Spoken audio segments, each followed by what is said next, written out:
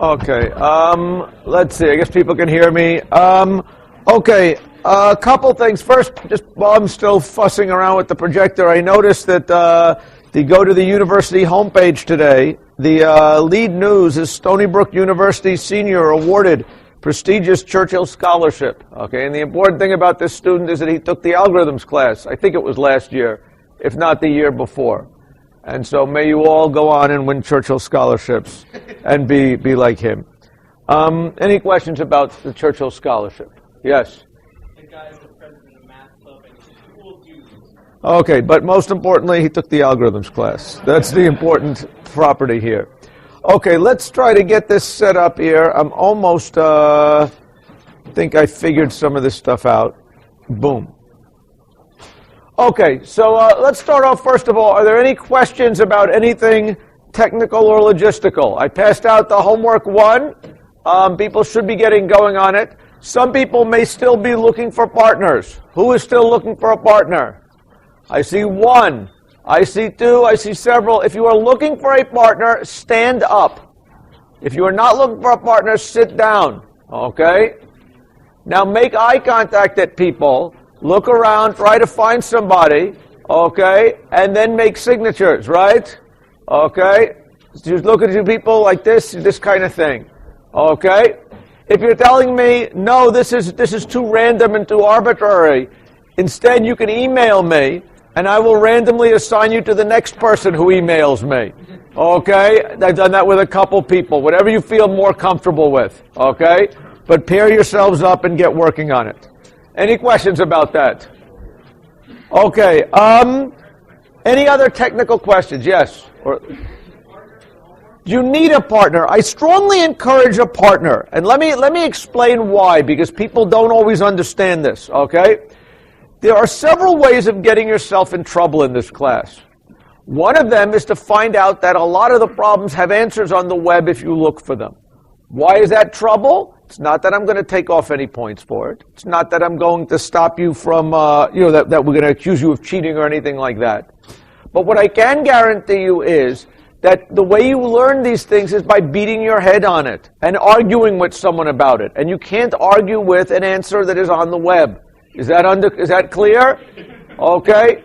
So I think that the right way to do it is, with these problems, a light has to go on. Okay, and the right light has to go on, okay? And I find that this is best done by working with partners, okay? So do you absolutely have to work with partners? The answer is no. Do I think it is a good idea? The answer is yes, okay? And I do strongly encourage it.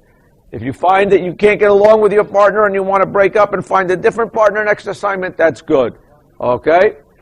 But I encourage you to beat your heads against these problems instead of just trying to see where you can find an answer, because that's not going to help you, okay? And I encourage you to sort of do it by arguing with someone. That someone might be a TA, someone might even be me, okay? But I encourage you to be your partner. Yes? Would you like us to collect actual data from the school library or just estimation? Okay, so for these estimation problems, some people have gotten are wanting to know about the estimation problems. Okay, so an estimation, first of all, why do people take algorithms classes? There are good reasons and there are less good reasons. One of the less good reasons is that on every job interview you go on, they're going to ask you algorithm questions. And that's because it's about something about there's learning a way to think about things. And one class of problems that's useful to go away and think about things is to learn how to estimate. I mean, in some sense, what is the big O about? It's about an approximate, rough way to think about how long a program is going to run, right? That's what you're learning with the big O, is you're coming up with a way of estimating how long will this program take to run if I coded it up and if I ran it on a real computer, right? So for that reason, the estimation problems I give, I think, are good for warming up yourself up for how you think in this kind of a manner. Should you go to the library and count how many pages there are to figure out how many pages there are in the library? The answer is no, okay? But can you estimate how many books are there in the library? Yeah. And my guess is that there is a principled way to do it, okay? Get it within an order of magnitude. You can, by just a little bit of reasoning, you should be able to get within an order of magnitude, and that is good enough. Learning how to do these kind of back-of-the-envelope calculations is a valuable thing, and that is why I have them on here. Okay? Any questions about it? Am I going to argue with you too wildly if you're off by a different order of magnitude than me? No. Okay? But learning to think about it, and sometimes learning to estimate in two different ways, and seeing how close you get the same answer to, is sometimes a sensible thing. Okay? But bottom line, that's to train estimation skills, which I think are very important. Any questions? Any? Yes? Do you want to hand this in on 9 separate sheets of paper? I want you to hand it in on 9 separate sheets of paper. Okay? If I have 9 problems there, I want you to do it on 9 sheets of paper. If you're telling me, no, I can really fit these estimation problems, don't have to all go on different papers, maybe set one side of a sheet of paper, don't use more than one side, and don't spill over onto the next sheet of paper. That's the critical thing, okay, just to make it not so hard to grade. Any questions? Yes? Can I give you a worst example about what?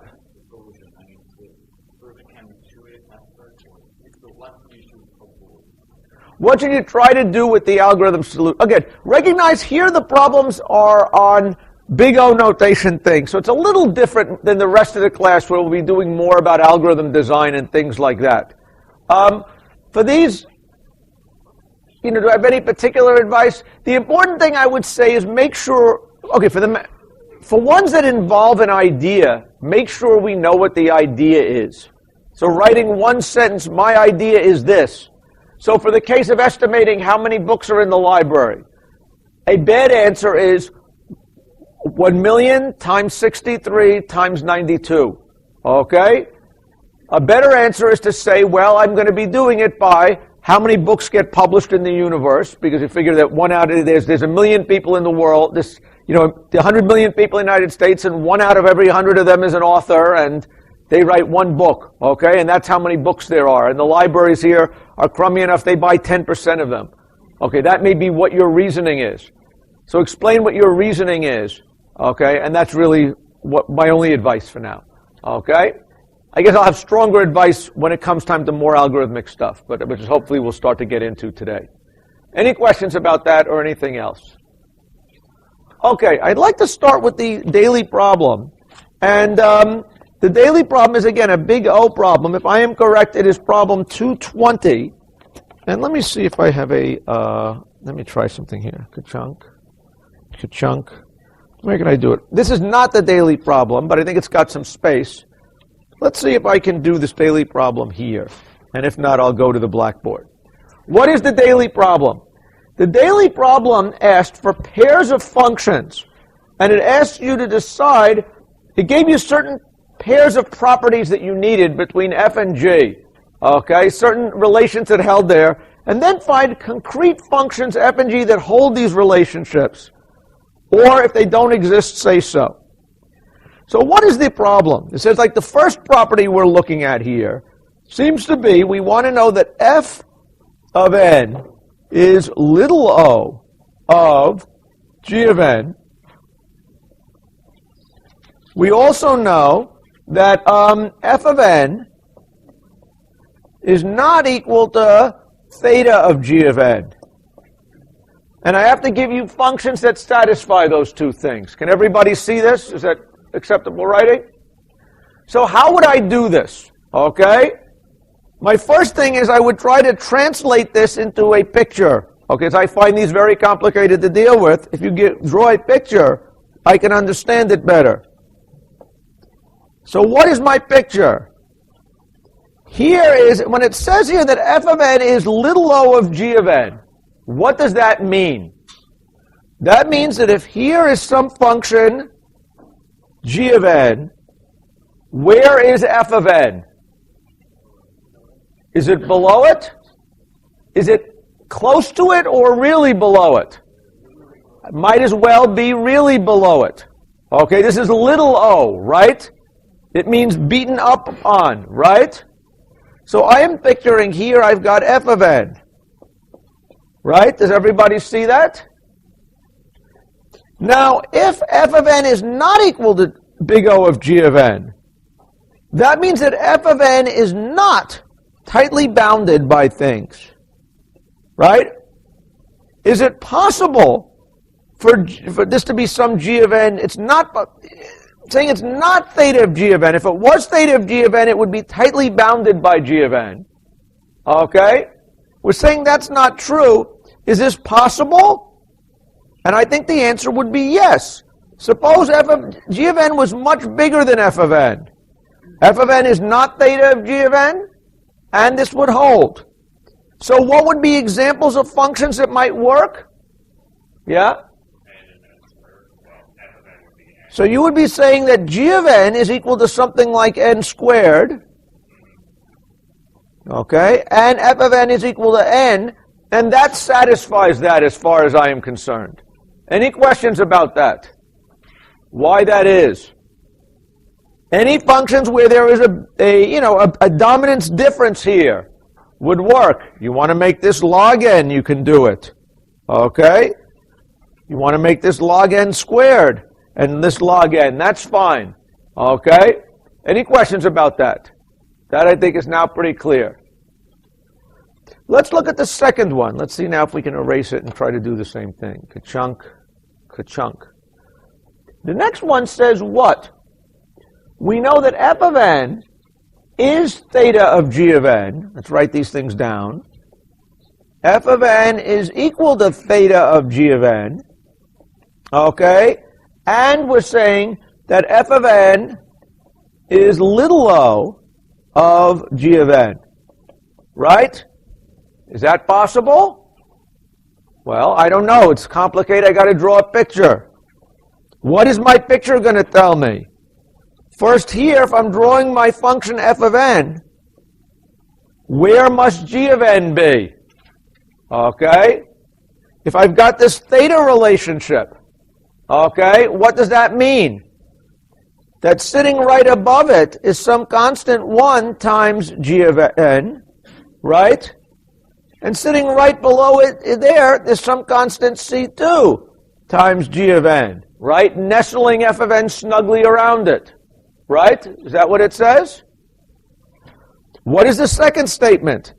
It says that f of n is little o of g of n. For this to be true, what is the situation? That f of n has to be way down here. Right? So to satisfy this, f of n has to be way below g of n instead of snuggled by it. Right? So my claim is this is a contradiction. It can't simultaneously be both of these things. How many people agree with me? How many people don't agree with me or have questions? Okay, so I see a contradiction here, and I would write none. Any questions about that? Okay, how do I do the third one? Oops, not that way. Okay, how do I make that go away, or do I have to end the lecture? No. Let's now try no. Let's try clear. Katunk. How do I make this bigger? Like that? Right. Get bigger, right? No. View. I have had students who say that they've enjoyed watching me fuss with the projector all semester. But, okay, what's the next third one?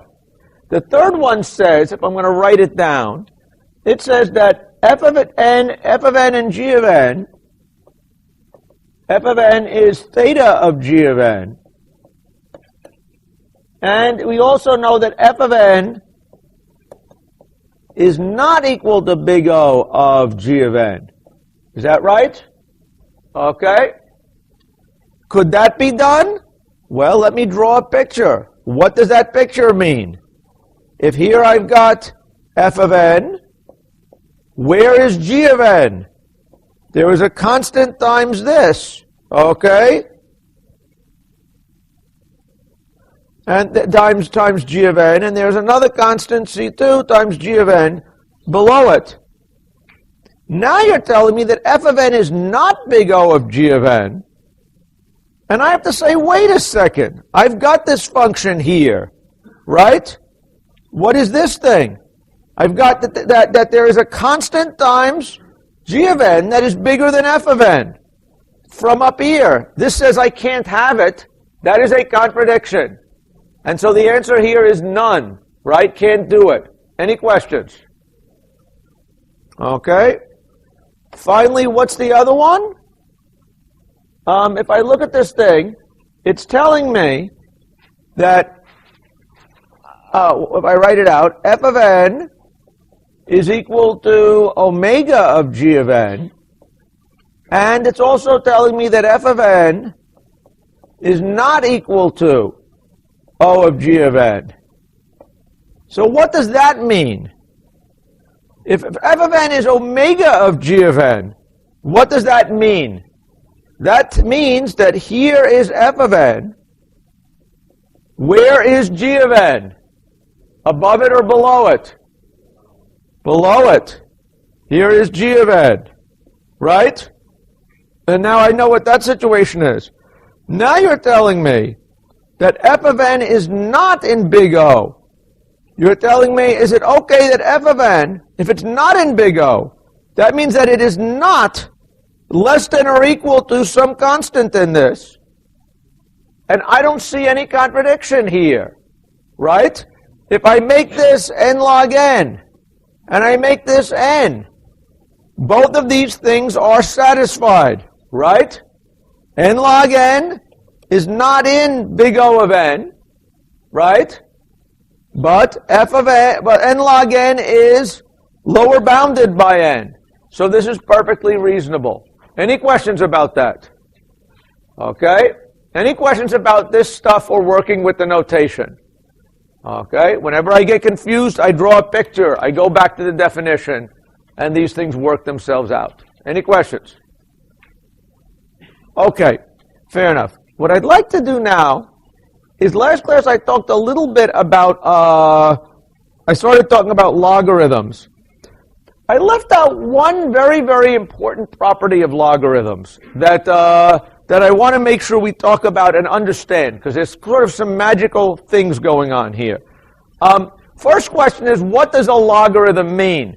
What is the log of n in Skinner language? Okay? I would define it as the number of times you have to double, start from 1 and keep doubling till you get to n, right? Or the number of times, if I have n, how many times do I have it to get down to 1? That's in my heart of hearts what a logarithm is. Now, the truth is that is a base 2 logarithm. And logarithms are, the real definition of a logarithm is this, okay? That for any integer c, or any constant c, c raised to the log base c of x is going to give you x, right? The log here is, the log of x is going to be to what power must I raise c to get x? That is what the definition of the logarithm is. Any questions about that? Now, in principle, you can have logs of any base. That much should be clear. What is the base 3 log of 27?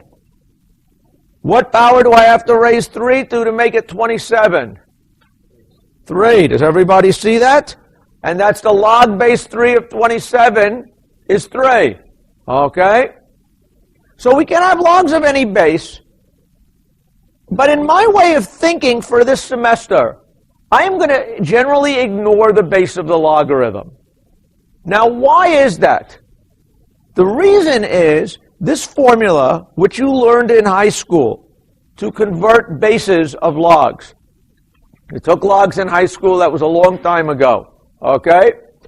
But you had a formula that looked like this, which said that the log base b of a is the log base c of b, log base c of a, divided by the log base c of b.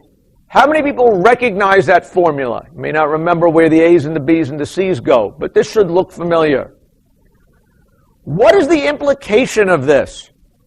Suppose, let's say, I want to compare something which is a log base 100 with a log base 2.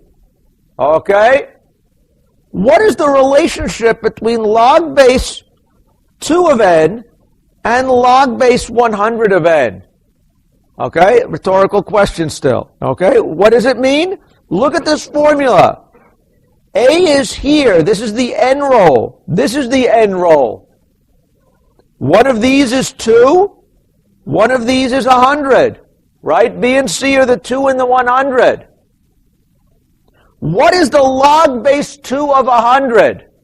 Okay? It should be clear that it is a number. Okay? And it is a number independent of a variable. Okay? It is a number you punch in your calculator and you get a number back. Right? That means that to convert between any one base log and any other base log, where if this was the thing we're taking the log of, to convert between those logarithms, we're just multiplying it by or dividing it by a constant that's a function of these two bases. So converting between a log base 2 and a log base 100 is just multiplying or dividing by something. Does everybody see that? Something being a constant. 6, 2, 1. I don't know what the constant is. Your calculator does. But I know that it's a constant. And what does that mean?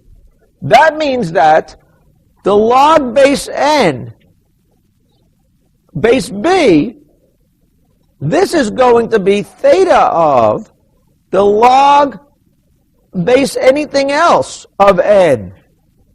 Does everybody see this? Because here I've got a log base c, here I've got a log base b.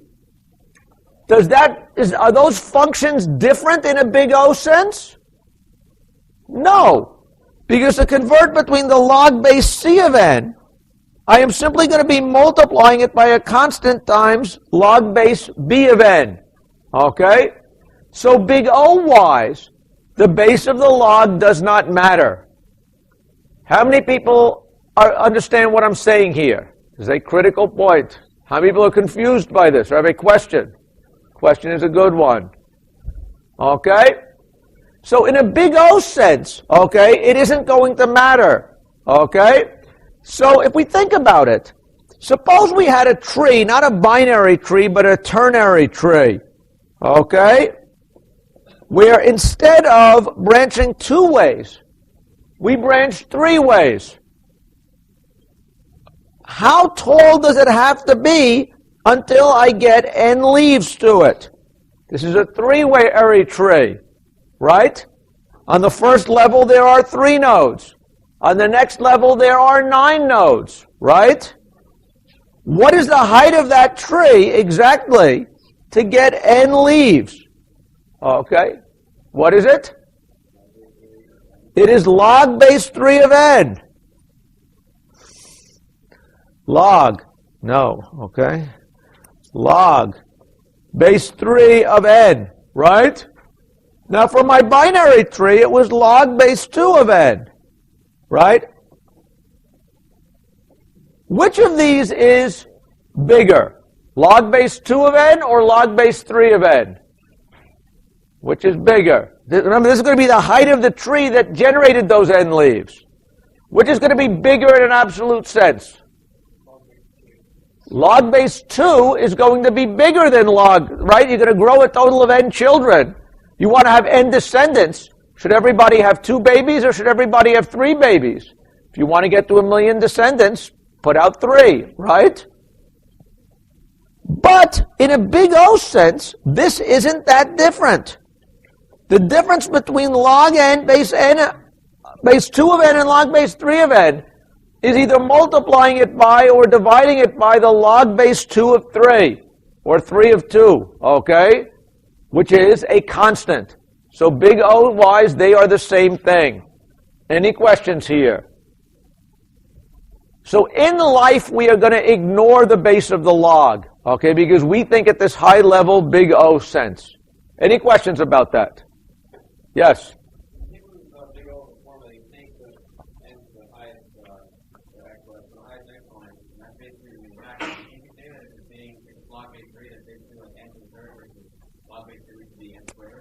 Okay, you're saying, but wait a second. Isn't there something going on different between the log base? But you're saying that's very interesting is that I believe, Skeena, you believe there is a difference between n to the well, say n cubed and n squared. I believe that, right?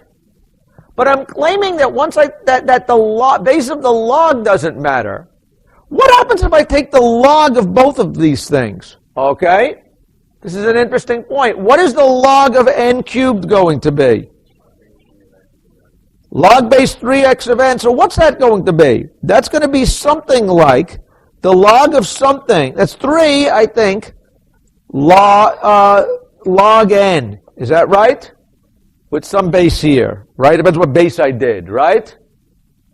What's the log of this going to be? 2 times log base b of n. Okay?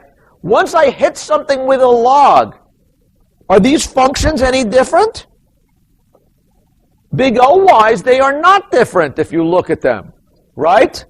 The meat of the thing is a log base b of n, right? Multiplying by 2 or 3 is a big O difference. There's no big O difference. It's just multiplying it by a constant, right? So the log operation is so powerful, it chops any power down to size. Okay?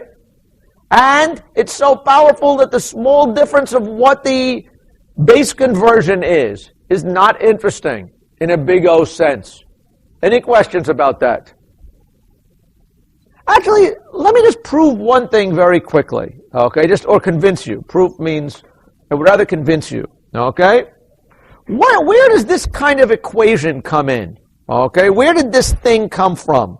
Okay? Again, you saw it in high school, so it must have been true. But let's think about what is happening when we take the height of a tree. Let's say we have a height of a tree that is base 8 rather than one that is base 3. So suppose, let's say we have a tree with 8 children at each level versus a tree that is going to be a binary tree and put out 2 trees per level, right? And this has n children at the end, and this has n children at the end. How much different? This is a degree of 8 out degree, this is a degree of 2 out degree. What is the difference in the height of those trees? Okay? Anybody else? Just to bring someone else? Yes. 3 times. Why is that? Because each one of these steps, in one step it got glump 8 times as many. Right? To make this thing 8 times as many, what did I have to do? 3 steps. Does everybody see this? 3 binary steps was the same as 1 base 8 step. And that is why this tree is going to be 3 times taller than that 3. Right? And this constant thingy is that 3. Okay? That's why all of this is working out the way that it is. Any questions about it? Yes? Are the bases always bigger than 1? Again, what I will say, I think the answer is yes. Okay? Let's say, okay, so what's interesting is, in here we're going to talk about bases, which are sometimes not integers. Okay? So 4/3 is a perfectly reasonable base. Something funny may happen below 1, okay? And so I don't want to, I'm not taking a position right now on logs less than 1, okay? In the context of what we're going to be doing here, we're not going to worry about that. Undoubtedly, the operation's defined and all that, but we're not going to worry about that now. Any questions? But recognize logs do not have to be integers. That is one thing I am going to use somewhere this semester. Any questions? Okay, any questions about logarithms? Okay, because we're going to see them, see how they work in a big O sense, see how the base doesn't really change. Okay, any questions? Okay, let's see if I can get this down. Clear ink. Is this now properly? Okay, wait, no, what did I do here? Bang, edit, view, full size. No, full screen, no. Okay, I think I'm right. Am I right now? No. Okay, let's see what happens. Okay, any questions about logarithms or big O notation? Because now I want to shift gears a little bit to start getting us into the algorithm world. Any questions about big O, math prerequisites, anything I've said? Okay, so what I'd now like to talking about is data structures. And one quote that I liked, that I always liked, was this notion that man's progress is measured by the number of things we can do without thinking. Okay?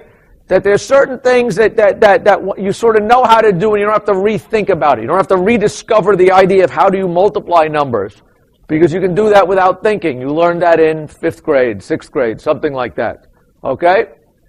Data structures, in my mind, I like to think as something that we have done, and once we have done it, we can do without thinking. Okay? On one level, a data structure is an off-the-shelf component, okay, that we're going to build more complicated algorithms from. It's not quite as, that we're not going to necessarily always use these things completely as a black box. But it's sort of important to know what the basic data structures that are used to represent data and let us do certain operations on them. And to know what their powers are so that we can use them for, designing more sophisticated algorithms. These are going to be things like stacks, queues, heaps, lists, things like that. And you guys have all hopefully taken a CSE 214, the data structures class. That's a prerequisite for the course. Okay? When you take that thing, you're going to learn about data structures. In some sense, it's going to be this notion of data structures and data types. Okay? A data type, okay, is sort of an abstract thing that describes the operations that a data structure has to do, the specifications. The data structure, or the implementation of the data structure, is how you're actually working with this thing under the hood to implement it. And what we're going to see, starting this class and for the next couple of classes, is that there are certain abstract data types that are very important. Particularly, we'll talk about a dictionary, okay, where there are a lot of different ways to implement it, which yield different performance on different types of operations. And recognizing that there can be many different ways of implementing the same abstract data type, okay, enables us to pick the one that gives us the best performance for what we need from it, okay? And so thinking about algorithms, thinking about data structures, is thinking about trade-offs. In an abstract data type, there's usually a bunch of different operations you want to be able to do, okay? And there is often a trade-off in being able to do two different kinds of operations. Let's say two operations you would like to be able to do are lift heavy weights and run very fast, right? Lifting heavy weights, the people who are very good at lifting the heavy weight operation, they tend to be big and bulky and slow, right? On the other hand, they beat the crap out of someone who moves slow, who's fast, right? Someone who's fast is often thin and sleek and doesn't carry an extra ounce of anything that isn't going to help move them forward. Recognizing that supporting the operation of lifting heavy weights, okay, requires a different implementation of a person than one that has to run fast, okay? There is a trade-off between two different things. And what we are going to discover in here is that that for certain different implementations realize different trade-offs in how you do different operations. And that's kind of the important principle of data structures. It's a game of playing trade-offs. Any questions about that? Okay, good. So let's go through I want to spend the rest of the class sort of doing, a basic overview of data structures. And I want us to think a little bit about what some of these data structure issues mean, because we're going to use them throughout this semester. The first distinction in data structures that one faces is the difference between contiguous and linked structures. Okay, a contiguous data structure is something like an array. Okay, where you allocate one big slab of memory. And you're going to be working in that slab of memory, okay, knowing that it is in one piece. A linked data structure is one where you have smaller pieces of memory, okay, that are sort of logically connected by links, pointers, okay? And certain data structures are built out of memory slabs. Certain data structures are built out of linked structures. What are the good things about arrays and data structures? Let's think about these things. You guys undoubtedly spend a lot of time thinking about arrays and linked lists. What are the good things about arrays? Okay, who thinks arrays are good things? Okay, what is good about an array? You're saying one good thing about an array is the accessing of a structure. You can access it in constant time. An array, remember, is a slab of memory. You access it by an address. You say, give me what is in this location, the ith position of my slab. The good thing is if I have I can access it in constant time. Okay, that's one good thing about an array. Any other good things about arrays? Okay. Who here likes using arrays better than linked lists? Who here likes using linked lists better than arrays? Some people. Okay. One thing that I think is true, I think if arrays are usually simpler than linked lists. Okay. But what else is good about, okay, anybody else have anything good to say about arrays? Okay, yeah? They don't take up like extra pointer space. So one thing that is, if we think about, let's say, what is good about arrays. Clear ink, chunk. Okay? I think that there are several good things about arrays. The most famous, and probably for our purpose, the most important, is that you get constant time access to look something up. The second most important thing, which in a big old world, with our theoretical world, it may not be so important, but in practice is very important. Arrays are very memory efficient. Okay? If you use a linked list to store items, you have two fields to store every item, right? There is going to be the data field and the pointer field. In an array thing, where are the indices of an array stored? They aren't stored. They're implicit, right? The index is sort of it's a virtual thing. It's saying, well, if it's I, I'm not storing what I is. I'm just saying that I'm going to know from my starting point and move I spots over to the right, right? So arrays are very good because they don't waste any space, okay? And that's not something to be sneezed at because a linked list, by definition, will, in some sense, waste half your space, okay? In a big O sense, do we care if we waste half of our space? No, half is just a constant, right? If you have to go to your boss and say, buy me a computer with twice as much memory, then that makes a little difference, okay? Any questions? The other issue that's a more subtle thing that I don't want you to get hung up on, but it's worth knowing about in here, is that in real computers, arrays tend to be extra nice things to walk through because of how memory gets cached, okay? Things get cached. And there's often things like prefetch operations, where if you're looking at a particular location in memory, the memory location after it is also brought forth in the cache. So if you walk over to the next element, it's already there, and you don't have to load it in from memory. So arrays are often very good things in caches and modern memory, and so we should keep that in mind. So arrays are nice. In a big O sense, does this matter? No. In a big O sense, does this matter? No. Does the index matter? Yes. Constant time access. Okay? But that's why arrays are a good thing. Any questions about arrays? Why are arrays bad things?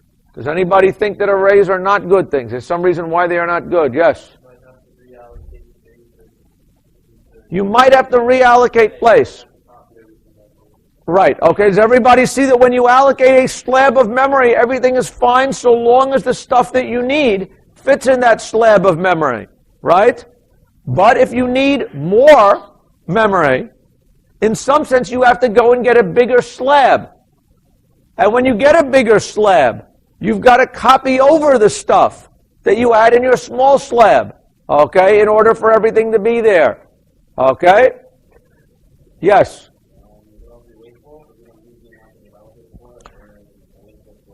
So you're saying okay, so this is an interesting question. So you're saying here, one bad thing about an array is, what if, let's say, I decided to allocate all the space, I have to allocate space in my array for the maximum amount of stuff that I'm going to be putting in it, right? What happens if, what are the maximum number of people who might go to a Stony Brook basketball game? Well, there are 300 million people in the United States, and maybe they'll all want to go. If I allocate room for all 300 million, if in fact, 65 show up, okay, I have wasted a lot of memory. Does everybody get that idea? Okay? So this speaks to this problem of running out of memory and having to reallocate, or allocating so big and then not using it. Gets to a modern kind of an idea for an array called dynamic arrays, okay? Many of you use programming languages, okay, where there is a notion of a dynamic array, where you don't have to specify how big it is at the beginning. How many people know what I'm talking about? Okay, most people, okay? How is it that dynamic arrays work? Well, what they will do is the following. You will allocate a small amount of memory, maybe an array of size 10 or something like that when you start it off, maybe a size 1 even. Then you happily fill things in, fill things in, fill things in.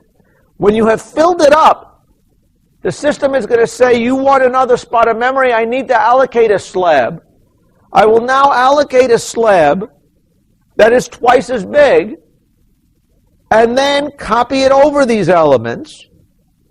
And now I have half of my array filled and half of my array empty. Right? Does everybody see this? What's good about a scheme like this is I didn't have to allocate 3 million elements in my array. I didn't have to tell you my maximum element size at the beginning. So there is no danger of me suddenly trying to fill my array, declaring an array and not putting a lot of things in it. For me to have 1 million elements in this array allocated for this slab, I have to have had at least 500,000 things already in there, right? Because at this point, only half the space is going to be empty, right? So that solves your problem about leaving it idle, and it solves the problem of knowing in advance how many things do I need, okay? What is the bad thing about this dynamic array? Yes. I've got to copy this element here. Does everybody see this? So if I start out with, let's say I'm going to end up with, let's say 1 million things in my array. Originally, let's say my array size was only 1. I'm going to fill in my array, and oops, now I have to copy. Fill it in, oops, now I have to copy. Fill it in, oops, now I have to copy. Fill it in, okay, then, oops, I've got to copy, right? Then once I have filled this in, then double it again. Does everybody see it? This would have been filled in, fill in these other elements, okay? How many times, if I end up with n elements in my array, how many elements how many times might an element get copied under this scheme? Okay? Yes. Would it be that an element, how much is one element going to get copied? What's the maximum element that's going to be copied? How many times will it be copied? Yes? Log base 2 of n. Why is it log base 2 of n? Okay, yeah? Okay, doubled. Whenever there is a log, something is doubling, right? So if you think about it, when is element number 1 the first thing it got copied? on what got inserted under what iterations is it going to get copied? It is going to get copied on the second iteration, on the fourth iteration, on the eighth iteration, on the 16th iteration. That is when things get full and I have to double it, right? So if I'm going to go up to n, how many times do I have to double from 1 to get to n? That is what I mean by log base 2 of n, right? How many people see this? That the most element 1 may have to be copied log base 2 of n times with this scheme. How many people see it? How many people don't see it? Any questions? Good. Okay? So my question now is, what's the total amount of work done in filling up an array of size n? Okay? We now want to start thinking about this in a big O sense. Okay? One of the, let's say, simple and generally very, very useful ideas for analyzing a big O thing is to say, how many operations will I be doing, and what is the maximum cost of any operation? In a big O, what does big O of something mean? It means an upper bound, right? If you want to come up with an upper bound of how much time does it spend to maintain, to fill a dynamic array of length n, a correct way to argue is to say, there are going to be at most exactly n insertions. Each insertion can trigger at most log n copying operations, right? That would say an upper bound on the amount of work that you have to do to fill a dynamic array would be n times log n. Does everybody see that? Okay. Filling a dynamic array, you can say it takes big O of n log n because it's n operations, n insertions. Each insertion, each element that I insert might be moved, okay, log n times. Okay? Any questions about that? Do people see why that is a correct thing to say? Okay? Now the interesting thing about dynamic arrays is, in fact, we're sort of overcounting. Why does this overcount the amount of work that is being done? Okay? Yes, you. Some elements may not have to be copied multiple times. If I look at an array here, at the end, if I have an array that was filled up like this, all n elements filled up, how many times will the elements from n over 2 plus 1 to n, how many times will these elements have been copied? Yeah? Well, they will have been inserted once. How many times would they have been copied into a new array? 0. They're not recopied. They're certainly recopied 0 times.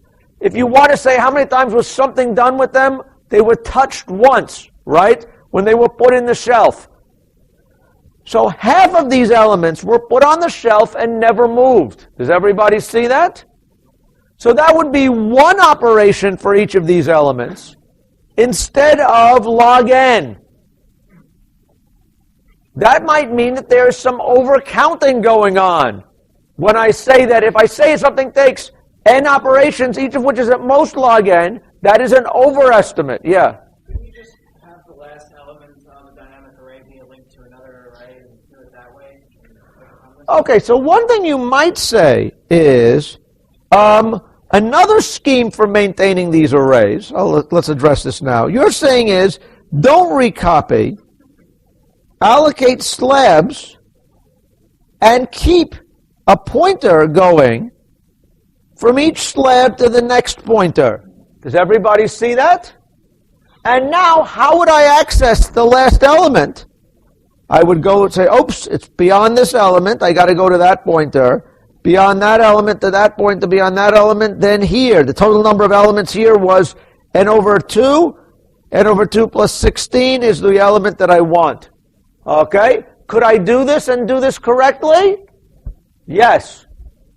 What is the downside of this scheme? The good thing about this scheme is I'm not recopying anything, right? What's the downside of this scheme? Yes. The memory isn't locally allocated? Well, actually, I've allocated it. The problem is not that it's local or not. Okay? Yes? The access time is going to depend upon how many pointers I cruise through. Does everybody see that? To access this element will depend upon how many pointers do I move through.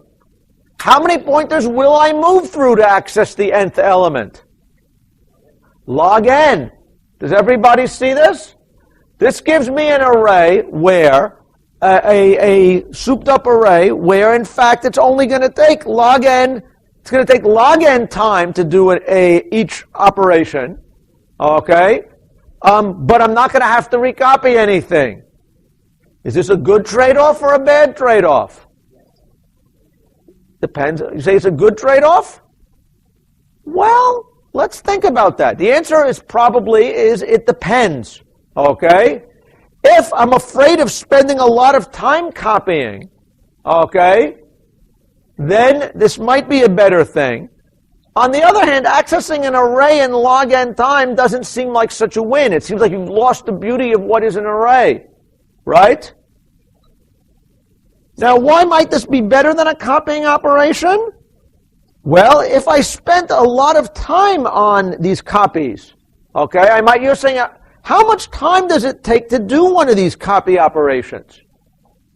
Okay, so when the time comes that I have stuffed my array of size n, and I now want to copy it, how much time does that copying operation take? Okay, moving back to my dynamic array, right? Let's go back to my dynamic array.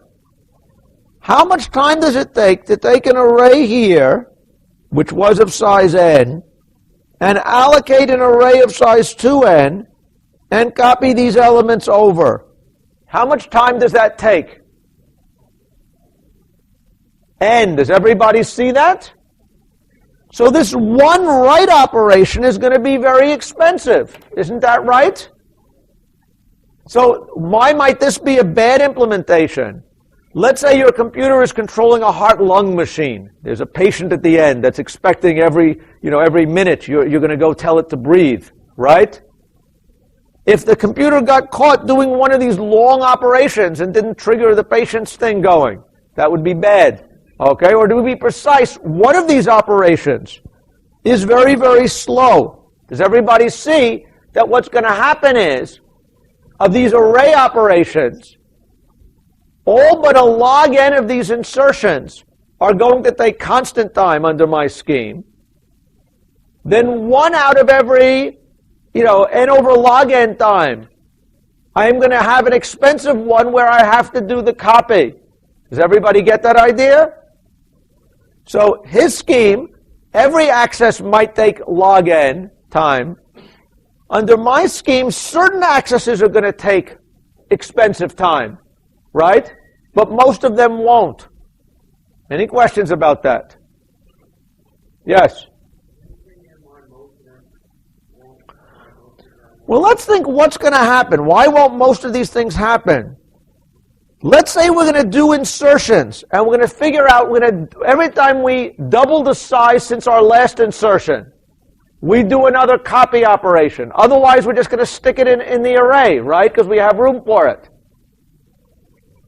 Item number 1, we didn't have to do so. Item number 2 triggered a copying, right? Item 3 did not trigger a copying. Item number 4, is that going to trigger a copying? Okay, because we've doubled the size of the array, right? It was 2. If we double on every power of 2, right? When we do num 4, that's going to trigger a copying, right? Now we've got room for items 5, 6, 7, and 8 is going to trigger a copying, right? And now we've got room for 9, 10, 11, 12, 13, 14, 15, 16, right? Does everybody see that most of these operations are going to be extremely quick? But every time we double, meaning a total of log n times, in a total of n insertions, would we have copy things that are going to be delaying it? Any questions? Okay. Any questions about that?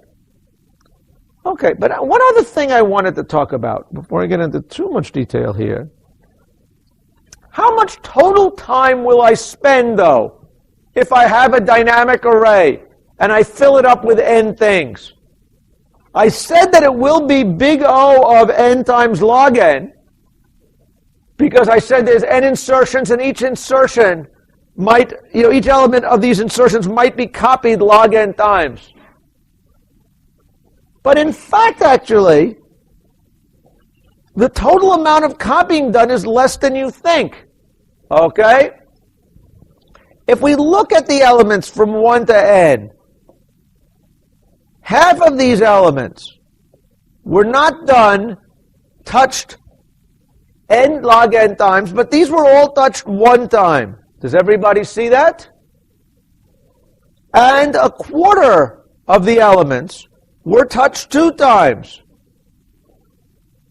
And an eighth of the elements, were touched 3 times.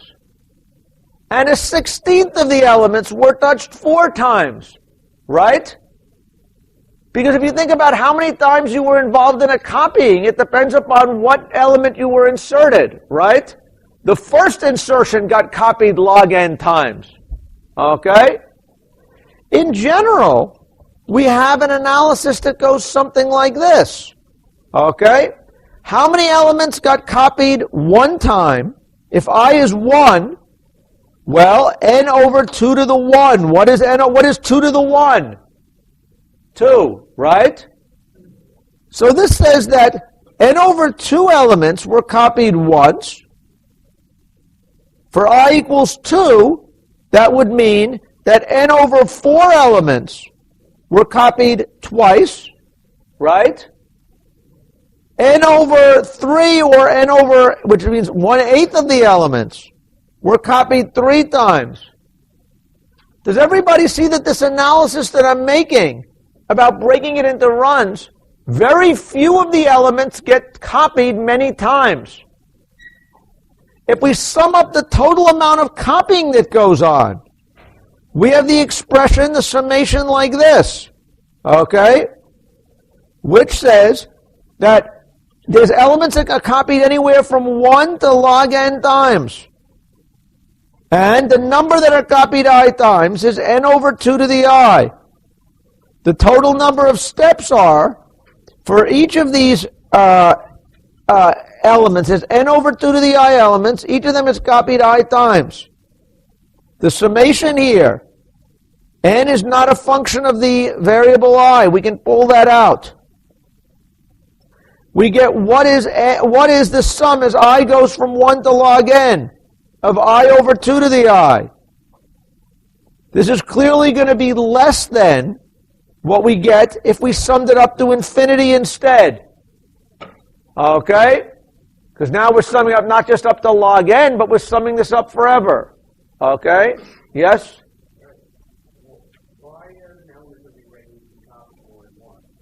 Well, it will be copied because it's a question of how many times does the family have to move.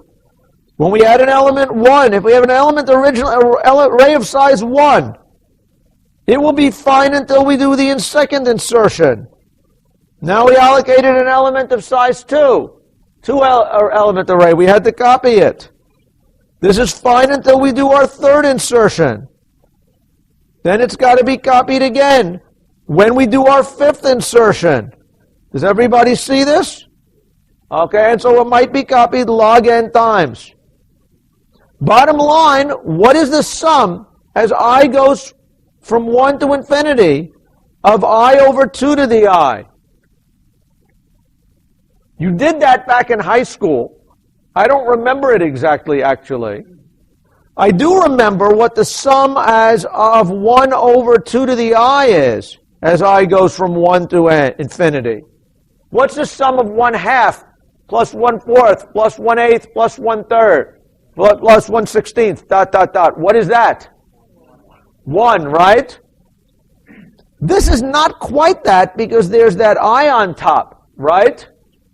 But if you think about it, 2 to the I is growing very, very fast. I is growing very, very slow. For a small value of I, this is still going to be bupkis, right? It's not going to get very big, okay? So, in fact, the sum here, it turns out, is always less than 2. And the result of this is that, in fact, the total amount of copying that goes on is only twice n. Not log n times n, but twice n. Okay? Any questions about that? Do people kind of see that, why that might be? Any questions? So this is an interesting example of something we won't do in here as much as maybe we should. But it's one where the simple analysis of what's the number of operations you're doing times the worst case yielded us an answer that was true but wasn't as tight an analysis as it really should be. Sometimes by doing more clever analysis, you can get a better bound than just maximum number of steps times the maximum cost per step. Usually that will do a good job. This is a proof that it doesn't always give us the tightest answer. Any questions? Bottom line, dynamic arrays are a good thing. They only cost us a total of, at most, twice as much work, okay, as a regular array would be, okay, without you having to allocate it in advance. Any questions? Okay, good. Now, linked structures, okay? Every one of you in here should have taken 214. You should know about links and linked lists. Linked structures are built out of pointers. Pointers are a address of something in memory, okay? It is telling us where to go to find something, okay? An address of somebody's mailing address tells the postman where to go to deliver your mail, right? Okay? And a pointer satisfies the same kind of thing. Now, when I think about pointers, I am an old C programmer, and so I think about pointers as a C-type pointers instead of Java pointers, which sometimes disturbs some of you. Okay, but they're really not that different in terms of their upshot here. What we're going to say is just to help follow our notation. To get the address of a variable, we use AND that. To have a pointer star P gives us the item that we're actually pointing to. Okay, and there is a notion of a null pointer, which we can use to tell us when a pointer isn't a valid pointer, but represents the end of a list that we maintain. So how can we implement a linked list? Here is an example of a linked list structure. Each item in the list is going to be made up of something that is a data field, okay, and a linked field, okay, data field and linked field. The end of our list is a nil. There is a head of a list that we care about, okay, and we deal with that. Suppose we want to link Obama into this list of presidents. Okay, here we've got a pointer P pointing to a node Obama. What must we do to put Obama into the list of presidents? Okay, vote is a good thing, yes. But now what do we need to do as far as movements go? Okay, yeah. Traverse the list. Well, first of all, there's a question, where do I want to put it? Okay, is there any reason if I want to just keep a list of presidents? Can Obama go to the head of the list? Is it sorted or unsorted? If I look at this, Lincoln, Jefferson, Clinton, these are not sorted in this particular list, right? If I had to make it sorted, I would have to find the spot where I go and insert it. What are the mechanics you have to do to insert this guy into the list? Okay? Just to remind ourselves. Okay? We've got this extra pointer field here. We're going to make this point to the head of the list.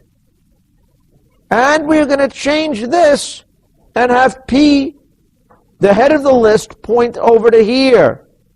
Okay?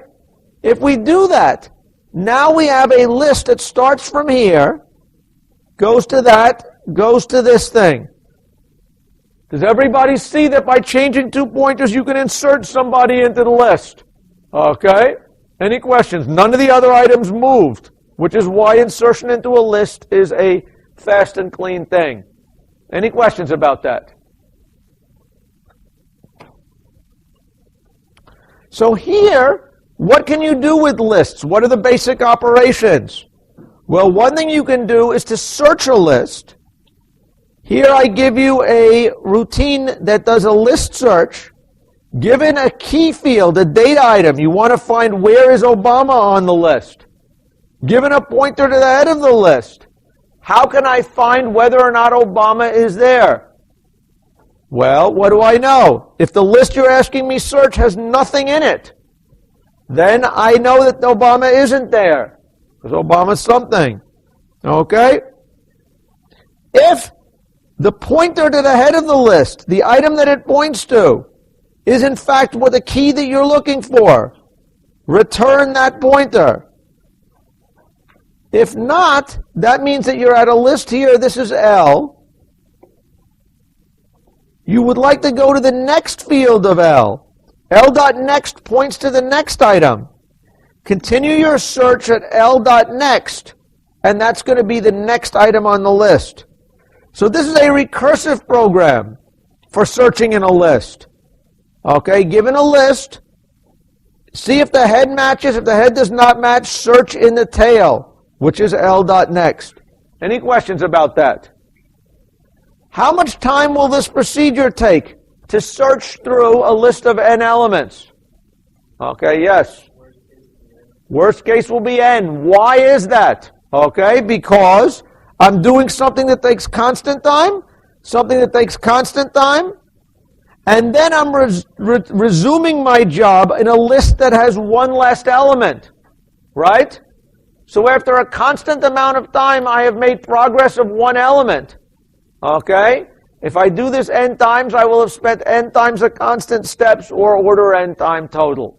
Any questions?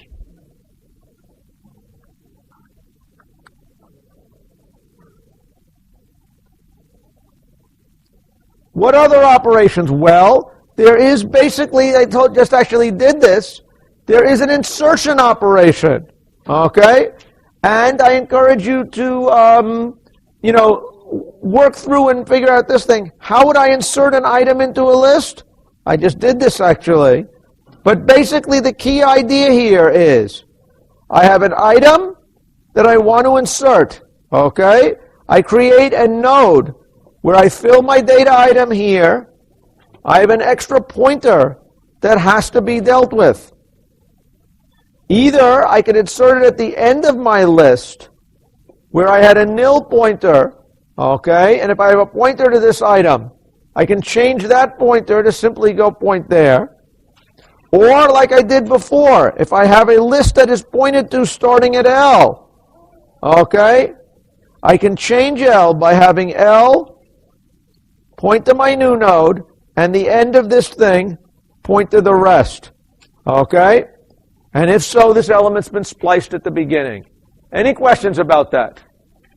Okay? I will assume in 214 you have gotten somewhat comfortable with pointer manipulation.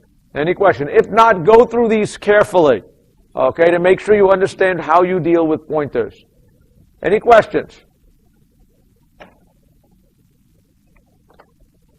What is involved in the remaining main operation, which is to delete something from a list? And again, there are a bunch of different ways of doing this in terms of actual code mechanics. But why is this a tricky thing? Okay? Here I have a list that is pointing. Let's say I'm drawing my list. This is nil. I have my element L that is pointing here. Suppose I want to delete an element from my list. If I am given here, first thing I've got to do is find a pointer. If this is the element X, I delete the element with Skeena in it. First thing I have to do is to find what node contains the item that I want to delete. Does everybody agree with that? Once I have this element, what do I have to do to delete it? Okay? Note that for this element to be deleted, it's not enough to have the element. I have to know who is the guy before me on the list. The way that you delete me from this is that you splice me out. You run that pointer around me. Does everybody see that? And so what I really need is to find the predecessor pointer, the guy before me. Okay? And if so, then you just have the guy, to delete me, you copy the value over the value of what the predecessor that pointed to me. Instead, have it point to the guy that I point to by copying over that variable. The critical item is probably this one. Okay? Any questions about that? Okay? Actually, no, that's not. The critical item that I just talked about is this one. My item P, okay, last dot next is going to be what B dot next is. Any questions? And then there are boundary conditions to consider what happens if I delete the last element, okay, and possible boundary conditions. What if I delete the first element? Now my predecessor is the original variable here, okay, rather than a node in the list. Any questions about that? Okay? So deletion from a linked list should take how much time to find the element? Potentially n. Once I have the right pointers I need, how much pointer manipulation is necessary to delete the element? Okay, once I have the pointer to the guy before me, it should be constant. I'm just doing one or two variable changes, copying a value of a pointer around. Any questions? If you are not comfortable with pointers, this is an excellent time to either take 214, which is the prerequisite, or go and review this. Any questions? Okay, if you've already had 214. Okay, good. So what are good things about linked lists? Let's think about linked lists. Why are linked lists good things? Okay? Yes? You say they don't use more memory than required. Now, this is one you have to be a little bit careful about what you're actually saying. Do linked lists use more memory than required? How much memory does, in terms of, let's say memory quanta, how much memory does a linked list on n elements take? 2 times n, because you need to store the pointer and the data field and the pointer, right? So on one level, it does take twice as much memory as before, right? Okay? Yes?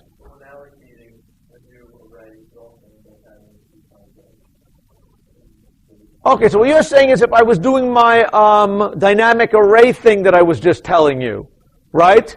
I might waste half my space because I allocated twice as much. And I guess you're right there, okay? But there is a difference. Pointers, first of all, do take space. That's one thing to recognize, okay? And if I knew the number of items I had in advance, okay, an array in principle would be more efficient than the linked list. What is really true is that linked lists give you flexibility, okay? There are certain things that make linked lists more flexible. First, okay, I can have a memory where you can imagine a world where I cannot have n units of contiguous memory left that hasn't been allocated. But there are more than 2n spots of memory in disconnected smaller pieces. If so, I could build a linked list on n items the way I couldn't build an array on n items. Okay? So linked lists, I won't complain about an overfill thing unless the memory is actually full. That is one good thing about a linked list. Okay? It uses bits and pieces of memory that, let's say, you might not otherwise be dealing with. In certain ways, insertion and deletion can be simpler in linked lists than in arrays, or more efficient. If, let's say, I wanted to maintain a sorted array of items, I have an array of items here. Okay? If I delete this item in the middle, what do I have to do to maintain a sorted array? I've got to shift all of this stuff over by 1, right? How much space time might that take for an n-element array? N. Okay? If I have a sorted linked list, in principle, and I have the right pointers I need, how much time does it take to delete that one element? Constant. Does everybody see that there's a trade-off here? Right? Okay? So what's interesting is, dynamic memories, linked listings give me more flexibility. And in particular, they give me more flexibility on how I use my memory than a array does. Okay? And sometimes linked lists are good things, and sometimes arrays are good things, and we need to understand why for both of them. Any questions? Okay, so what else do we need to know about data structures? Okay? I'm going to try to go through this fast because I don't have too much time. But one data structure that you guys learned about were stacks and queues. What were stacks and queues? They were data structures where you stored things that were independent of what you were looking for, but were ordered by position of insertion. Does everybody get that idea? What was a stack? Where did you put a stack? That was last in, first out, right? What was a queue? First in, first out. Okay? Which is a better thing for a data structure, a stack or a queue? It depends. Okay? It depends what you want to model.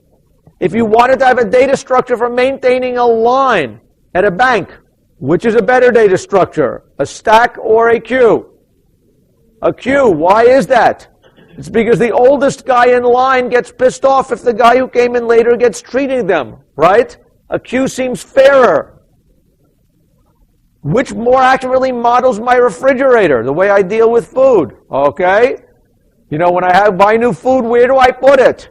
At the front of my refrigerator. When I am hungry, what do I reach for? The front of the refrigerator. First in, first out, right? First in, last out is what happens with my refrigerator, and is what happens with a stack. Any questions about that? Okay?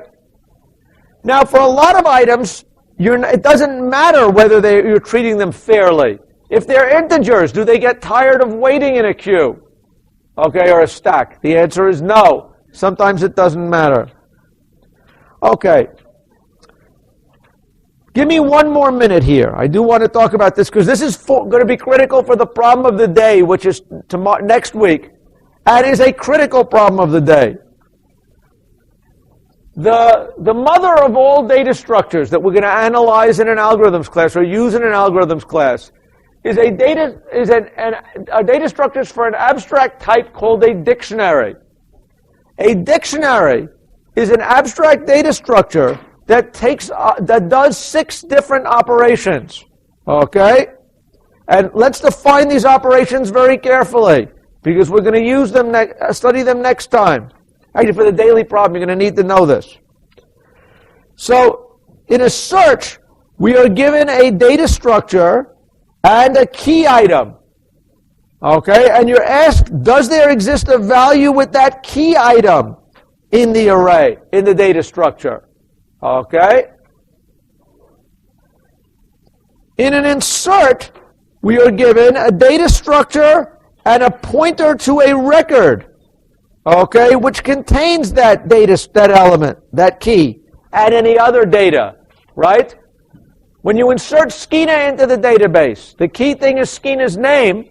Maybe with Skeena's database, you're going to want to know his address, his height, his weight, stuff like that. The full record that you're inserting, okay, of the key and the other fields, that's pointed to by X. Delete means you are given an item, an array, or a data structure, and you are given an X and not a K. You are given a pointer to the item in the data structure and told to remove it. This is going to be important. Notice here, when I'm searching, I am using a key. When I am deleting something, I'm assuming you already have found the thing you're deleting. So you don't have to pay the search cost again. Okay? Any questions about that? Do people see that?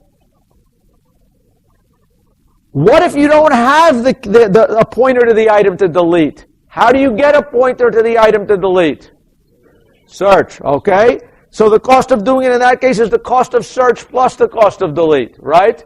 But if you have the pointer, you can get it done cheaper, possibly. What are the other operations? We are given a min and max operation. In any one of our dictionaries, we will assume there is a total order on our keys. Okay? In alphabetical order, it goes from A, Acme, to ZZZ top, right? There's a min and a max is what is the largest, first and last in alphabetical or numerical order. And finally, last thing, and then I will let you go. Next and previous, okay, are operations that work on the total order. Okay? They are giving us not the, that if I give you the smallest element, you return the second smallest element. Not in where they sit in key space, not in physical space. Okay? Do you see what predecessor and successor mean? They are in logical space. Read in the book before you do the next problem of the day, and we'll talk about it then. Thanks for your attention. Talk to you then.